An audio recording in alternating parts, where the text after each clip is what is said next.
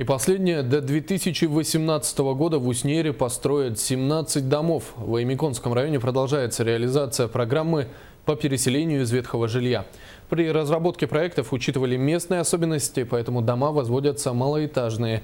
С подробностями Светлана Поцелуева.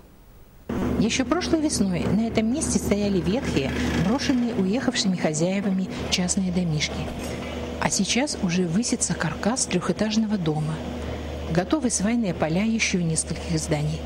Как рассказал нам прораб строительной компании «Стройкон» Михаил Абрамов, строятся трехэтажные двухподъездные дома, в каждом из которых разместится 21 семья.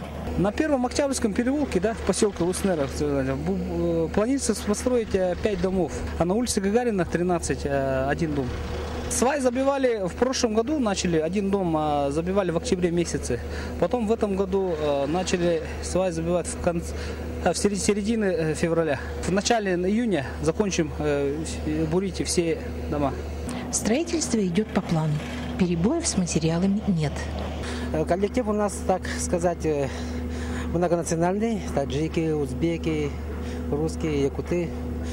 Средний возраст так варьируется от 25 до 35 лет.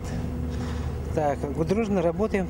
Всего по программе переселения из ветхого и аварийного жилья до 2018 года в Уснере запланировано построить 17 малоэтажных домов. Светлана Поцелуева, Павел Комин, НВК «Саха», Уснера.